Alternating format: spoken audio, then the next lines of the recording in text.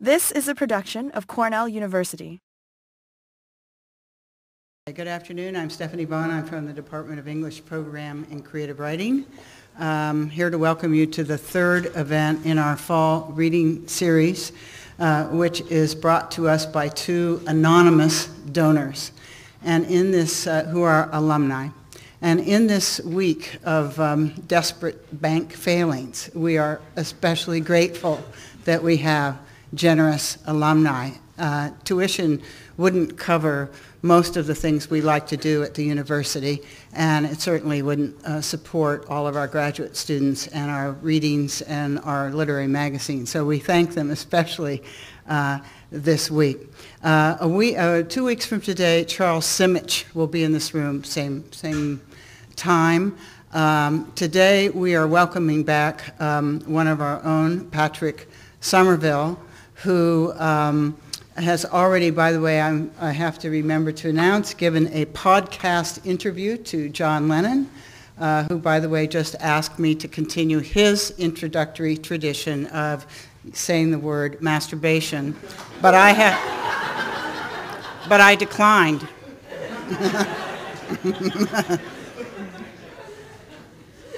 So I don't have to introduce Simich. I don't know who's going to follow up. Me and John. Okay, tradition over.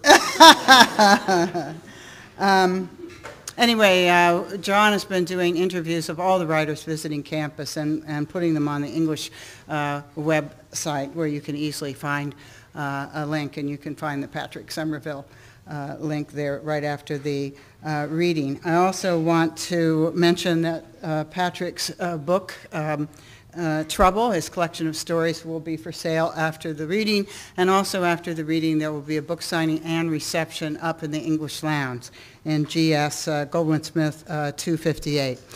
Patrick Sommerville is one of the youngest writers reading this year. He's not yet 30. He graduated from Wisconsin in 2001, enrolled here in 2002 in the graduate MFA program, graduated in 2004, revised his thesis while he was a lecturer in the department teaching English 280, or now 2800, as of this year, and then sold it the next year to Vintage. And it came out in 2006 and was named by Time Out in Chicago the best book of the year. He's since sold another book, a novel, The Cradle, which will be out in March of 2009. He hasn't been gone long enough for us to forget him, but he was always memorable and will still be remembered 20 or 40 years from now by those who were still around. Who remember not only his writing, but remember the conversation that the admissions committee had when they were discussing his application manuscript. And I can report that he has the distinction of probably being the only writer who's ever come to Cornell, been admitted to Cornell, about whom the word axe murderer was used in the discussion, as in, do you think this guy is brilliantly, darkly comic, or is he actually just an axe murderer? And I'll report who said that comment. It's a pretty accurate quote. And we decided, quietly at another time. We did decide brilliantly comic writer. And although his collection, I think quite accurately, his collection of stories, Trouble, is always characterized as a book that it's about being a man, becoming a man, being a boy, being a male of the species, and trying to figure out how to inhabit our planet as a male of the species. It's also a book in which you experience always a great sense of vertigo, at least once in every story, when a main character discovers simultaneously that everything is possible and that, after all, nothing is possible. Or that nothing is possible, but yes, everything is possible. There's always that push-pull in Pat's work. His work has appeared in One Story magazine, which is, by the way, one of the best literary journals in the United States, Esquire, GQ, Epic, which is the other great literary magazine in the United States. I'm actually serious about that. Coincidental also. Coincidentally. It's published by Cornell. And in Best American Non-Required Reading, he's a young writer. He's on his way. He's still all ours, although he is already teaching at another university and will be the visiting writer at Northwestern in spring semester. Please welcome Pat Sommerville. Stephanie. They turned my mic on already. I can't ask you. I think I know his name anyways. Hi, everybody. Thank you very much for coming out. I didn't really think probably long enough about what I would say just to start out, other than I am tremendously honored to be invited back here to read in this context, in the same room where I sat and watched so many readers and enjoyed myself as a student here. And it's really wonderful to see so many old friends from the faculty and staff. I've not been a professor, so I don't know what it feels like from that end, but there's no one left now who I went to school with. I have no colleagues left, I don't think, I think there's probably some PhD people lurking somewhere that maybe I knew who are still here, but the only faces that are the same are the teachers that I had. So strange from this angle. I bet it's really strange from your angle. But I've been feeling nostalgic since I got here, and walking up the street today just now, I haven't been to Ithaca for 3.5 years, and it felt exactly the same right over there, just walking up the street. It was like I never left. And I think that's because coming here and being in the MFA program was just a remarkably important time in my life, and a time where I think I went from being a dilettante or someone with vague ideas about writing to having the time and being given the instruction to become an artist, I guess. And so it's permanently embedded in my imagination because of that. So thank you to every one of the teachers and that I had, and everyone in the staff that I had too.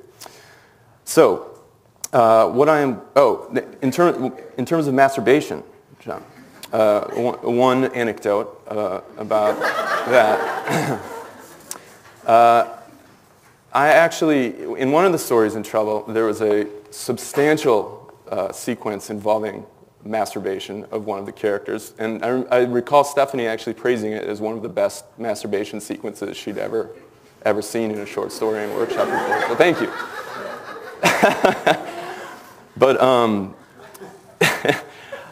the editor of the Atlantic Monthly, I was going to make sure I had his name right. It's C. Michael Curtis, right? Who was a Cornellian. And we were encouraged sometimes to send things his way because he was sympathetic to people from Cornell. And he's sort of famous for amazingly concise rejection letters written personally, directly to you rather than a slip.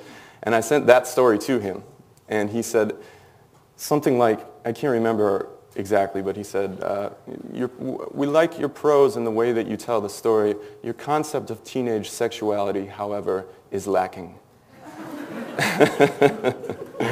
And so I removed that section of the story in the book. It's not in there anymore. I think it was the right choice, but Stephanie might disagree with that. So what I'm going to read,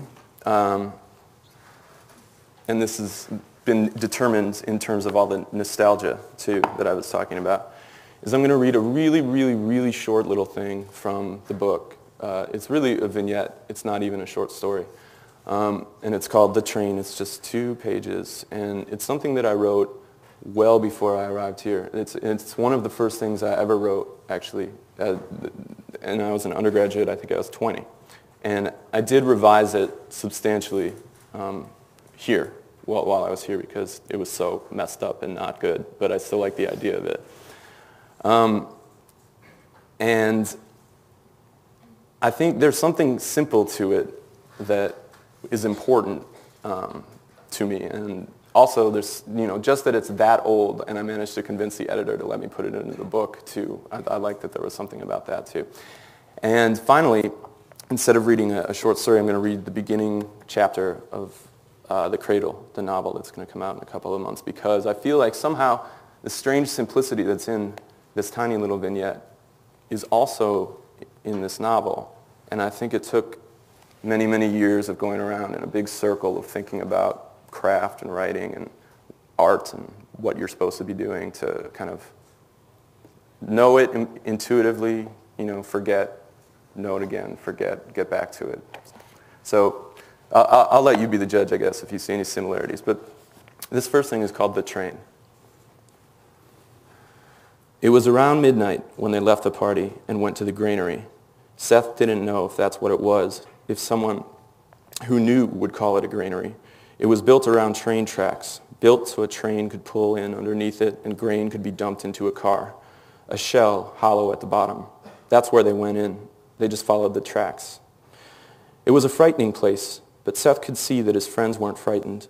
It was the type of place where a horror movie would end and somebody would be killed. It was a skeleton of a warehouse with dark metal ladders and pipes wrapping themselves around the building, twisting and rising around dark graffiti on the sides of abandoned boxcars.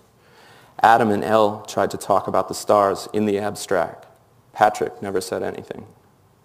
They climbed a ladder, maybe 40 feet, into the underbelly of the building. There was a platform there at the top, and then another ladder. They climbed that too. At the top, there was another platform with a pipe running just below it. The platform and the pipe were a perfect place to sit.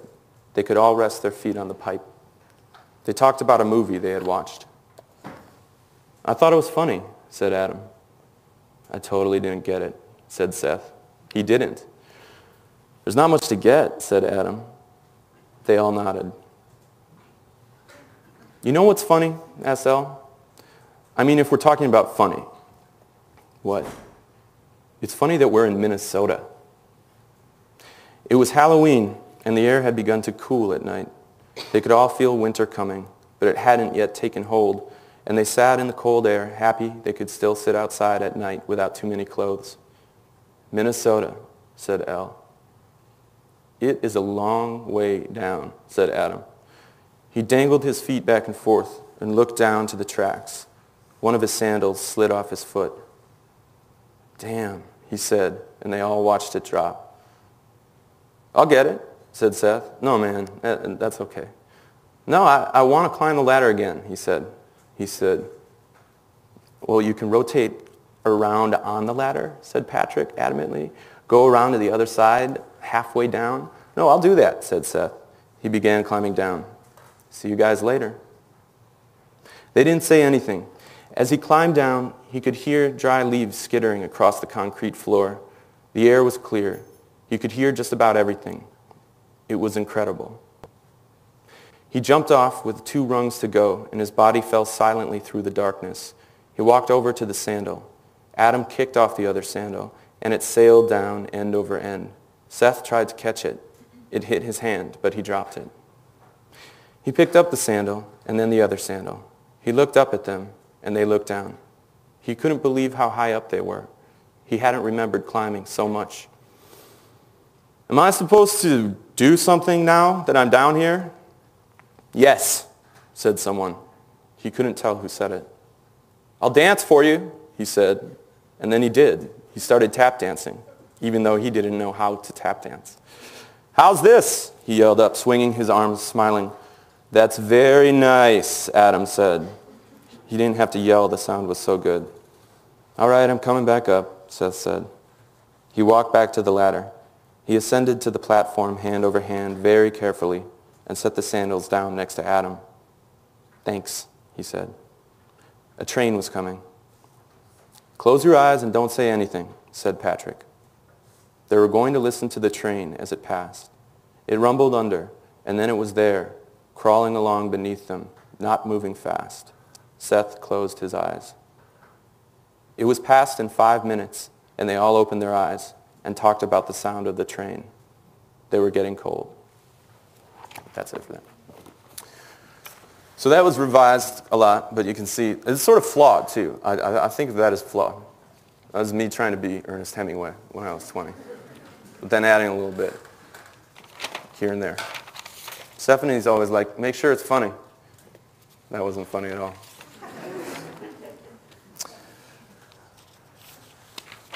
Okay, now I'm going to read the first chapter of a novel called The Cradle, which will be out in a few months in March. And I wrote most of this last year. There's a little Walt Whitman quote to open part 1, and I'll read that for you too. And I'll have a drink first before I do.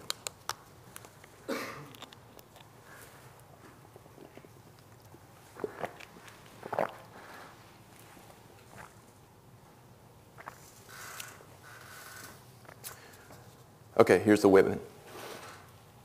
Out of the cradle, endlessly rocking, out of the mockingbird's throat, the musical shuttle, out of the 9th month midnight, over the sterile sands and the fields beyond, where the child, leaving his bed, wandered alone.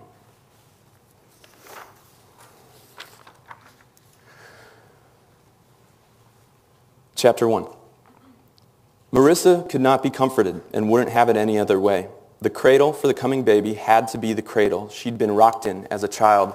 Not only the cradle she'd been rocked in, but the cradle that was upstairs in her bedroom when she was 15, and her mother came home one night from the grocery store, slammed her keys down on the countertop, slammed the brown crinkled bag onto the table, looked down at the floor, looked at Marissa, took the keys, and walked out the door, this time permanently.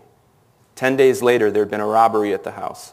Wouldn't you know it, many of Mrs. Caroline Francis's favorite things had been stolen, and not very many of anyone else's favorite things had been stolen. So Marissa and her father had always assumed the robbery had been Mrs. Caroline Francis's transparent version of getting what she wanted for the start of her new life without having to walk in and see anyone or do a painful thing like say goodbye. The cradle was taken that night. They said the cradle came from the Civil War. Matt had never believed that, no matter how many times he'd heard the story. What poor family living outside of Milwaukee had Civil War relics in their home? And furthermore, who used such things, if they even existed, for actual children? Also, what exactly did a Civil War cradle look like? Did it have guns on it? Were there Confederate and Union flags carved into the headboard? What antique dealer had ever confirmed its origin? Had it been to Gettysburg? And whose baby was in it back then? Ulysses S. Grant's? Or the child of some Wisconsin soldier from the prairie who'd gone south to fight and never come back? There was no story attached to it, and no good reason why the Francis family should have been so caught up with it in the first place. But they were, and Marissa wouldn't have it any other way. She told this to him 8 months into her pregnancy, her belly taut and round like a globe. It was June 1997, hot, and Matt was killing himself at work. He'd been taking whatever double shifts anyone at the plant dangled in front of him just to store up enough money for the baby. He had no idea what it meant for the kid to come, and no idea what it was going to feel like once it came. So the one thing it made sense for him to do, he figured, was put his head down and get money in the bank and leave the understanding to Marissa or her father, two people who seemed to know quite a lot on the subject. They were drinking lemonade on the back porch when she told him that the baby would be requiring the cradle. She said it with her hands on the glass, staring at Matt straight in the eyes. He said, "Well, how am I supposed to get it?" "Well, it's not like she broke it up into firewood. She still got it." "It doesn't matter much if we don't know where she is," he said. "I think you'll be able to find her," she said. "I don't want to find her. I don't want to see her. I don't want to know her or know how you do it or where she is. But you can if you look hard enough. You can find anything. You're Matt. What about my keys? I looked for 6 hours, then you get home and you find them in 5 minutes. Marissa aimed her dark countenance at him and waited. Her eyes were deep chocolate black, like her hair, back now in a loose ponytail. She had a little birthmark that hugged her right nostril and freckles up beneath her eyes. In the last months or so, her skin had taken on a new tone. Not exactly a new color, but rather a new timbre, infused with a ruddier health and light. She was not smiling. "That's not the same thing, I'm sorry," Matt said. "I just want you to go get it and bring it back." Matt kept looking at her face. He was pleased to go to the grocery store to get her pickles in the middle of the night. He did suspect she was making it up half the time, of course, that half the time she wasn't really feeling any food cravings, but was just acting out something about pregnant women she'd seen on TV. But he rolled out of bed and did it every time and never said one word. Fine. Going off to find her mother or an ancient cradle was different. He looked up at Glenn, his father-in-law, who was manning the grill about 15 feet away and who was too deaf to overhear the conversation. Well, what will your father think? He asked. I haven't said anything to him, said Marissa. I don't know what he'll think. Maybe you should say something. He might have things he wants to get back to. Baby, he said, shaking his head at her grin, I can't tell if you're joking right now or not. Just because I'm laughing doesn't mean I'm joking, she said. That's rarely the case. You know me, Matt. The baby needs it. Why? Because it matters, that's why, said Marissa. Because every time I think about him in the world, I think about him inside of it. I don't want him growing up in some white plastic piece of trash we order out of a catalog that came halfway around the world. What lesson do you think we would be teaching him by doing that? I was in the cradle, Matt. I was in that cradle. That's it, Matt said. No one else. It's not as though your family's had the thing since the damn Civil War. Your grandma bought it at a yard sale. Right there then, she said. There's another link. Her hauling it home that day. Where it first came from doesn't matter. It's what it's done since then. I want it back. You of all people should understand this. Why? He said. Well, you're an orphan. To her, the whole truth of the connection was obvious. How exactly does that relate? Matt said, because it wasn't to him. There are two kinds of people in the world, Marissa said. There are people who understand that everything matters and people who don't understand that everything matters. How Marissa it was to say that. Matt smiled at her half-heartedly, leaned back into his chair. She was keen on breaking the world into its parts. She wanted its pieces on the table in front of her.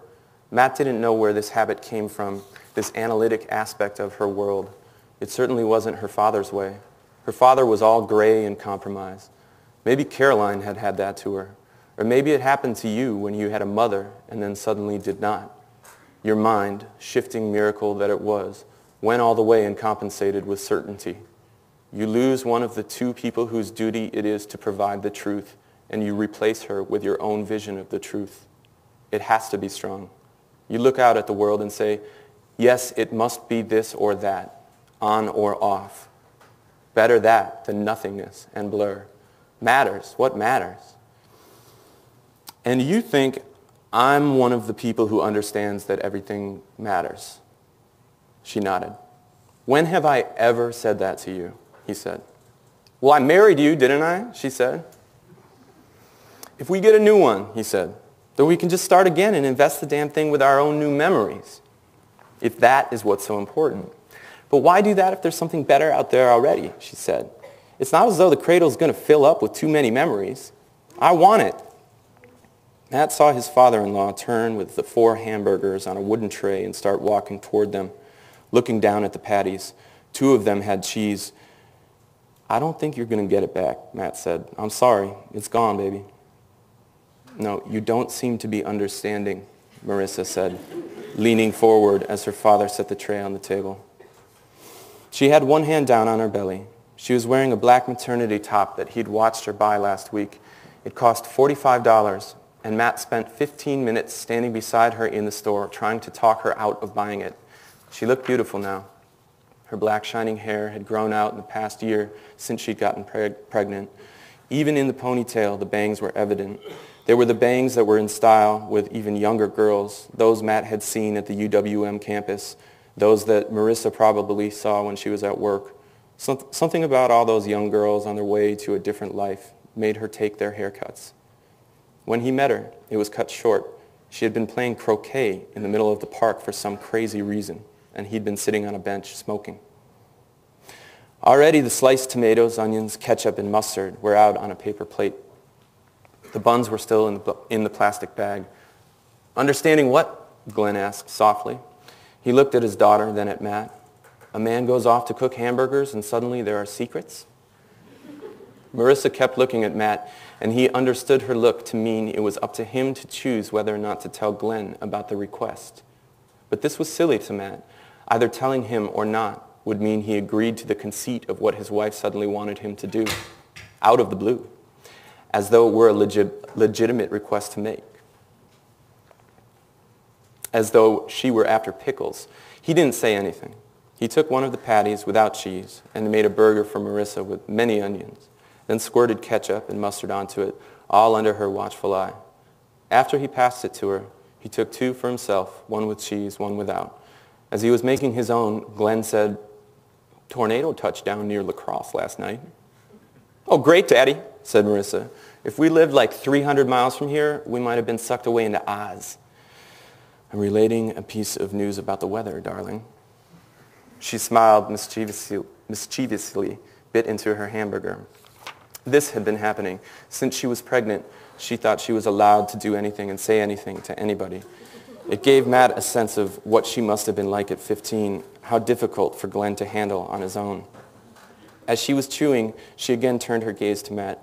He watched her. Eventually, he shook his head and she smiled just a little bit. She had mustard on her lip.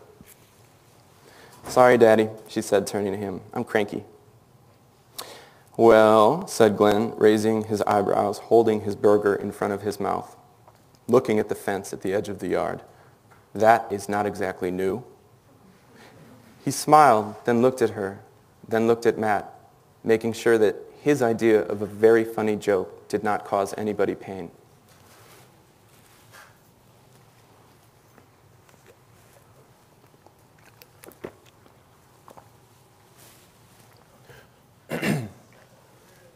Matt felt out of sorts as he did the dishes. Marissa had gone upstairs to lie down, and Glenn was in the living room on the sofa watching television and sipping a beer. Matt had his own beer on the countertop beside the dish caddy, and between rounds he set the scrub brush down in the sink and raised the beer to his lips. She was plainly not joking, and he knew she would not forget about it.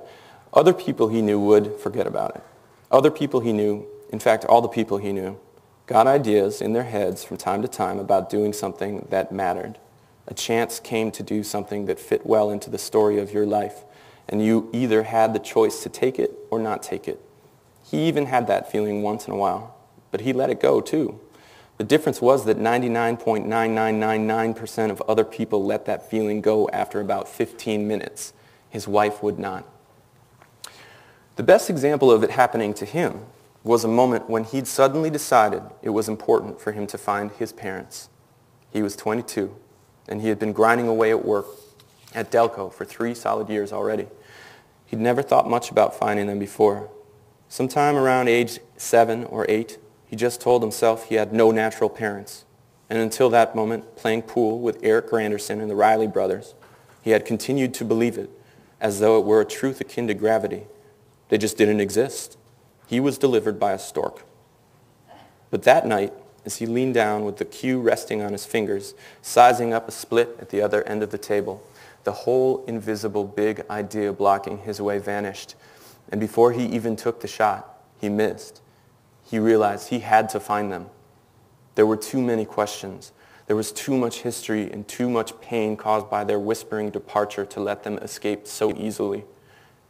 He spent a week calling foster homes and then an adoption agency. At times, it felt like it was going to work, and his enthusiasm kept moving forward, as did his fear. Then he hit a wall, an answering machine. The sound of a woman's voice saying she was away from her desk, but please leave her a message. He did, many times, over and over again. "Ma'am, hello, my name is Matthew Bishop. I'm calling to inquire about some time I spent in a few different foster homes, and I'd also like any information you might have about who might have given me up for adoption originally." Far more formal than how he ever talked. He'd even written the speech down on a slip of paper before the third call. But no answer came. So he backtracked, called the others again. They'd given him the woman's number again. Betsy something, Betsy Middlebrook. He left more messages, maybe 4 more. "Ma'am, hello, my name is Matthew Bishop." Then one morning he woke up and decided he was done. All of the energy to pursue his parents was out of his system. It had left him like the heat of a fire leaving a chimney, entering the cold. He tried, and besides, he didn't need them. He had worked long enough and made enough to be comfortable inside a world with huge gaps of not knowing. It had been a crazy idea in the first place. It had been a foolish idea, a child's idea. And so he went back to living his life. Marissa was not the same way. Marissa just kept going when she wanted something, just like the black shirt. She waited him out, and she won the argument, not because Matt decided he thought it was a good idea, but because he realized the total cost of resisting the shirt was greater than $45. Finished with the dishes, Matt stood in the kitchen near the stairwell and picked his battle, either upstairs to Marissa, where her cradle plan urgings would probably continue, or into the living room to watch TV with his father-in-law. He didn't recall inviting Glenn to stay and watch TV. That sort of invitation was never actually required with Glenn, but Matt had a special place for Glenn because of the way he made himself at home. He was now 57 years old and worked in the administrative offices of a soap factory in the middle of Milwaukee. He'd been on the floor when he was younger, but had worked his way up through the years. And then, when he'd gotten arthritis in his knees, he'd worked his way across into the administrative offices. Matt went into the room and sat down on the sofa with him. "Great burgers, Dad," he said to Glenn. "You know how to work that thing." "Thank you," Glenn said softly, still watching the television. Matt noticed how low the volume was on the TV. Glenn had some kind of cop show on. The volume was so low that their voices were like whispers. This was not normal. Matt looked over at Glenn. Glenn said, "She has a sister, you know." "Who?" "Caroline," Glenn said, turning to him. "She had a sister. Marissa doesn't know this. If you want to find Caroline or the cradle, the best I can do is point you toward her sister. She lives in Sturgeon Bay." Matt kept staring at Glenn. He was not about to deny the conversation he'd had outside, but he was having trouble understanding how Glenn had heard it at all. "You become a superhero since the last time I saw you?" Matt asked him. Glenn smiled. "I've still got my tricks," he said. He set the remote control down on the coffee table, then very gingerly reached up to his ear, dug around for a moment, and withdrew his finger. Matt leaned over and peered at the insect-like object Glenn held out for him. It was a tiny, flesh-colored hearing aid, so small that neither Marissa nor he had noticed it all evening. "You know they actually fit these things right into each person's particular ear hole?" Glenn asked. "No," Matt said. "I did not know that." "Well, they do. I got this one on Wednesday. I've been having a little trouble with it, however." "How so?" Matt said. "Volume seems to be set too high," Glenn said. And he started laughing. "I spent all Thursday blowing my head up every time I tapped the damn computer keyboard. It was like a war was starting." "Isn't that something?" Matt said. Glenn nodded, then sighed, replacing the hearing aid. "Her sister," he said again, "lives in Sturgeon Bay. It's her half-sister, actually. You can find something out there about the cradle, I would guess. Maybe even Caroline's there, too." "And you never went looking for her yourself?" "Never, knowing this." "No." "Well, how do you know she's even alive?" Matt asked. I don't care if she's alive." He stayed still for a long time, and Matt, despite the urge to do it, felt it would not be right to say anything else. Glenn looked lost inside of something big and deep, a cavern Matt could not accompany him through. So he turned back to the television and watched cops talking to one another. He couldn't hear them. "Matt," said Glenn finally. Matt turned. His father-in-law was looking at the magazines on the table. The cop show was invisible. "If you do go, and I'm not saying you should go or not go, but if you do go, and if somehow you find her, please do me one favor." "Okay." Glenn turned his head from the magazines and finally looked at Matt. "Please tell Caroline I say hello." Upstairs, 20 minutes after Glenn waved goodbye to his daughter, just one hand through the crack in the bedroom door, Matt sat on the edge of the bed and looked down at his wife. She had taken a bowl of ice cream with her, which she'd finished and set on the bedside table. He looked at the remains of the vanilla and a curl of something else, maybe caramel, at the bottom of the bowl. The spoon was propped up inside.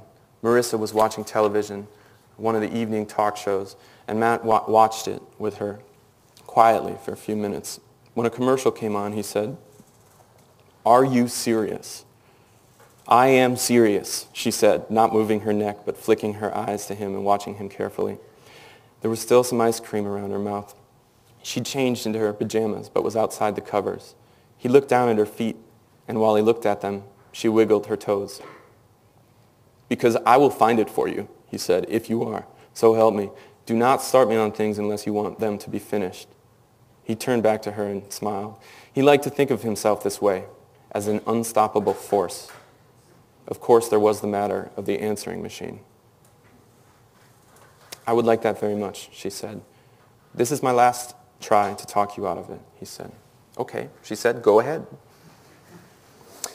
"Marissa," he said, "we are going to have a baby. I think that's just about all the meaning I require." "He's bringing it out in me," she said, her hand going to her belly. Together they looked at it. "He's making me think about her."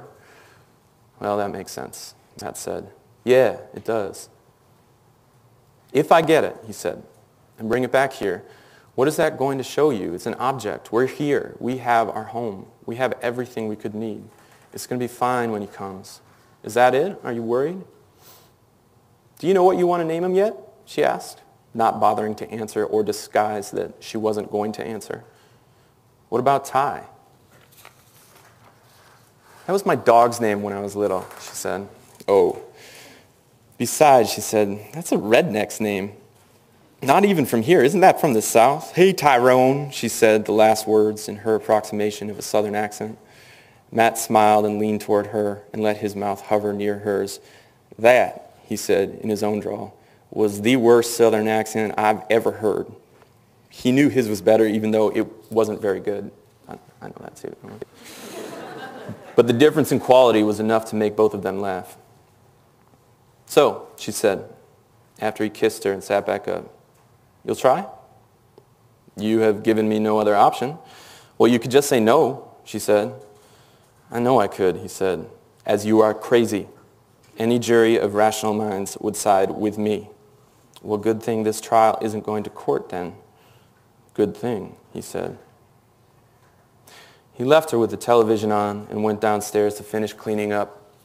When he was done, he took a beer outside, wandered through his small backyard for a minute or so, then drifted to the grill, which he scrubbed with the steel brush half-heartedly, still sipping at the beer. The sound scraped its way out into the night neighborhood. He sat down in one of the lawn chairs and looked into his neighbor's backyard, then up at the stars. It was a new moon.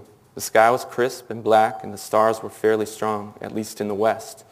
To the east, the glow of Milwaukee lit up the lower part of the sky like a spilled glass of lemonade. He looked back down and saw Frank Rosenblum in the kitchen next door, wearing a white T-shirt. He was in his boxer shorts, looking through his refrigerator. It looked like 1947 inside his house. Last winter, his wife died of pancreatic cancer. Matt had watched warily from the yard as the illness moved on, had seen snapshots through the window like a magic lantern, and stitched them together into a story with reports from Marissa, who often went through the gate after supper to sit with Mrs. Rosenblum and have tea. Matt, for the life of him, could not imagine what those conversations had been like, the specific details. As winter moved on and Mrs. Rosenblum faded, he began to understand that his wife was pursuing the answers to dark questions of her own. But again, just as he'd felt with Glenn earlier, he knew she'd be the only one able to understand. They had only just moved in and hardly knew their neighbors, but she'd gone over and over again, all the way up to the night Mrs. Rosenblum died. A few weeks later, in March, Matt had spoken with Frank across the fence about Frank's plan to trim the apple tree that hung into their yard. Frank apologized profusely, and Matt told him not to worry about it. They didn't mind at all. Frank thanked him. Then Frank simply cut the entire tree down one rainy evening. Matt stood in the kitchen, watching through the window as the old man cut through the tree in one slice of the chainsaw, then sliced it into smaller pieces, then hauled them around the house to the curb. He remembered the sound of the chainsaw's little engine going right alongside the rain on the roof. The stump of the tree, exactly 1 foot high, was still there. Thanks.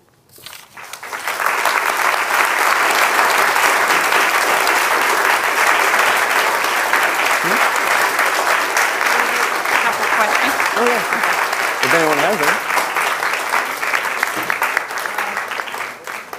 any. We have time for a few questions. If you do have to leave because of your meal plan, could you go out the back? And Get out. Get out now. And Pat will be happy to answer whatever you want to ask. It's okay if there's none too. It's fine. Awkward. Yeah. Both of the pieces that you read have these self-conscious moments about humor. Is that part of your humor check? That is this funny check? And how do you do that check for your own writing? Check? Are you saying the word check? I can't hear you that well. So you're not talking about like when I looked up at you and said, I know my southern accent isn't bad, just like Matt knows his, not that kind of self-consciousness. I think what you're talking about, it's really hard for me to answer that because I think what you're talking about is really just my sense of humor, which I don't think I've analyzed well enough to be able to, answer in terms of craft per se. What was the specific question? Like, do I know that I'm doing that? No, because in both pieces you read, you have the people talking about what's funny and what isn't. That sounded to me like you have analyzed what's funny. No, but my characters have.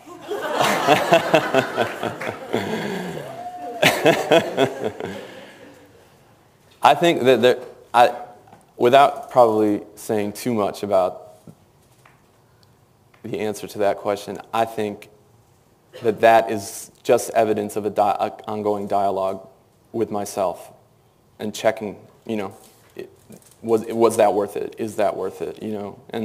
But also there's, tonally, I always want the writing to feel like me, author, knows you, reader, is sitting with book, reading, story, like, and I like that kind of tone, so that sort of stuff is often in there.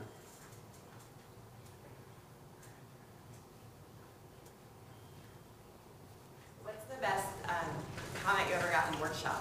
Either from a professor or another. Best? Best. Or worst. Whatever. Well, I'm not sure what you mean by best. Most helpful. Dan told me the end of one of my stories fucking sucked.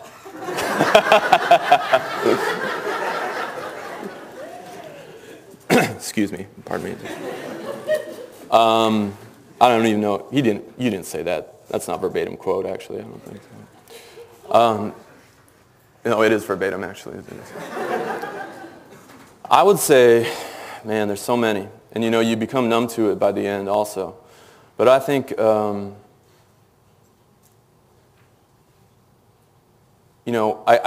could list each one of the professors I had told me, I'm sure, one thing that dramatically impacted the quality of the stories. And my colleagues also, I was often integrating things people were saying into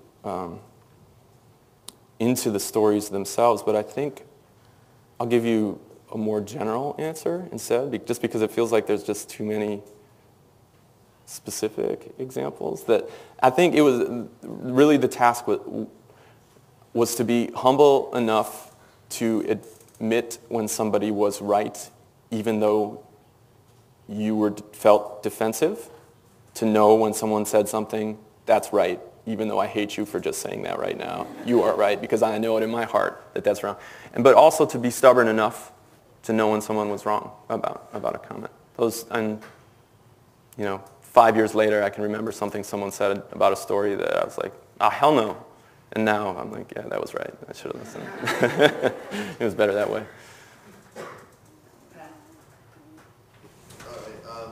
I was just wondering as to what your inspiration for these stories was so far, especially the first chapter of the book that you just read. Inspiration? Yeah, the reader last week said that the town that she grew up in was her inspiration for that book, and I was just wondering what your inspiration was. Like, was it a place, a person, feeling, what? What inspired you to write? Yeah, no, I'm thinking. No one. I didn't just start ignoring you right then.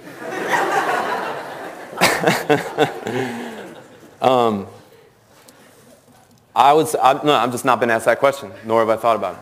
But I think that the answer is, it has something, it's like what I said about the story I wrote so long ago and then this, this big gap of time in between, and you go through this huge arc of sort of like, oh, is irony and comedy, or the tone like this, or self-consciousness, or no self-consciousness. And I think the whole point of this novel, or why I like the novel, or why I wrote the novel, was that I felt as though I had gotten very, very far away from what really I cared about in terms of literature which is emotional honesty, direct emotional honesty between author and audience, and between characters, and between author and characters, just like real human emotion. And I think that I had drifted and drifted and drifted in experimenting and trying to, be funny or trying to be this or that. And I think that I was just like, I'm gonna write a story that's just sad and real and has emotion in it, So like that, right at the end, right there, when he's looking at the dude in the tree, I think that moments like that, I think, are what I'm talking about right now. Yeah.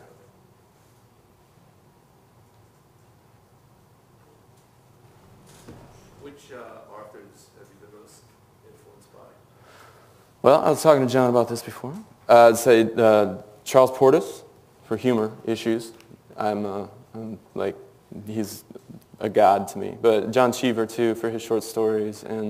But I feel like I don't have like one or two. I feel like I have had many phases. And I've had I love Faulkner. Nothing I write sounds like Faulkner at all.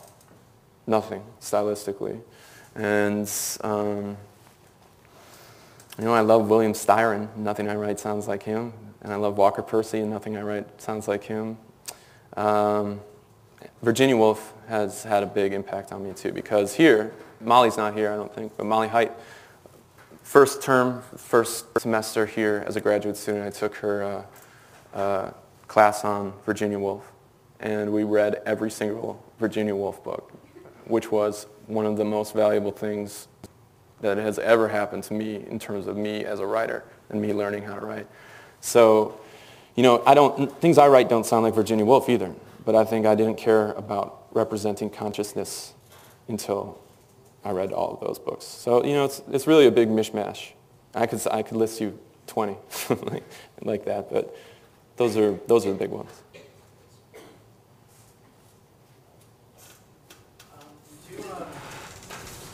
you completely finish the book of short stories before you started the novel, or did the novel already start to creep up? Oh yeah, there's a big gap. Not to mention 250 pages of a bad novel and then a complete bad novel in between. And credit card debt, being broke, moving, considering stopping writing, becoming a lawyer, I don't know. Tired of being poor. I guess the real question I was getting at is, for you, was there what significant differences in just the process? Were there, or was it just kind of You mean, the writing novel versus writing short stories? you mean what was it like for me Yeah, for you. as I was sitting there writing? Or how was I different from the one time to the next? No, how the process of writing was different. Yeah, well, It felt different, or it just really felt like, being here as a graduate student, you are given a tremendous amount of time and expected to sit and write for hours every day. That's your job. And that's what your community does, in theory, supposedly, also. And I had, my first year here was great. I had a crappy little apartment, and I sat in there for hours every day and just was so happy I could work on short stories and not be a total weirdo for being into it, as it had felt in the regular working world.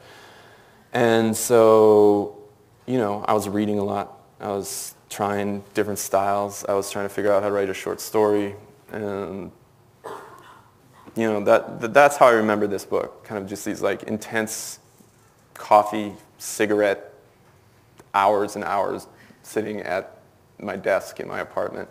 But I wrote most of this novel at an arts colony in Virginia. It's a really pastoral kind of acreage, I don't know, just like farmland, beautiful. There were horses running around, literally. This was like a big, beautiful place. And I think, like I was saying to John earlier today too, I think I was not being hard on myself. And I think that was a difference. Like I was taking it a little easier on myself. And I think that was an important part of it, as opposed to, you know, said failed novels in between. I was not trying to be profound, and I was not trying to be funny. And I think the more things I stopped trying to be, the easier the process was.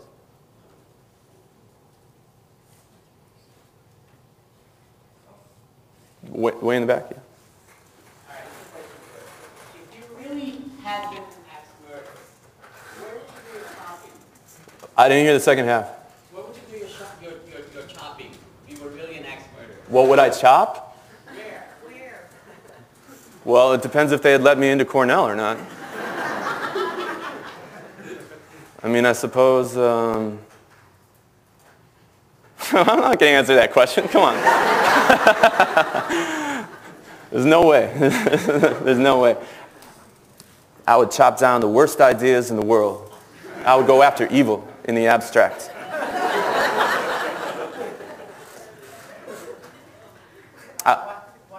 One more. I also wanted to point out that what you didn't say in my introduction is I did not get into the writing program. I was on the wait list. I thought you were going to say that. I still got a little edge. Speaking of axe murderers, I was number 5. Not that I remember. Someone, one more, green? Green. That was not, no. You know, there's this thing in Rilke, the Letters to a Young Poet, and it's all about you must, if you know in your heart you can do nothing else but be the writer, then you must, then you know you are a writer. And I always thought, I was like, no, I don't believe that, because that's what I wanted to. But I knew I could stop, probably not be happy with it, find a career that made me more stable and had, a better financial, stable life, and be happier in other ways and be disappointed. And I think that the reason I didn't was that, number one, I had inertia. I had a book out. And had I not, I think I probably would have been much more kind of like worried, because I'm very, very hard on myself. I think that was the problem. And, I had been here. I knew real writers, which is a real kind of good point of MFA programs that you don't really think about. Like I had never met an actual writer before I got here to this. And so I knew that such things existed, such people existed. And, I think I had enough energy to be like, I got a couple of years in me. Like I can do this for a couple more years, but I was just like, maybe it's not going to happen. Or maybe it's too hard. Or maybe, I don't know. But I never got to that point. I never got all the way to that point. I want to tell you one more thing about Patrick. This is glum. That's a glum way to end. No, this isn't. But I want to tell you that don't stop. In case you were wondering whether... Listen to Rilke. In case you were wondering whether this is autobiographical, he's actually getting married in 9 days, a week from Saturday. So we can congratulate him. Yeah.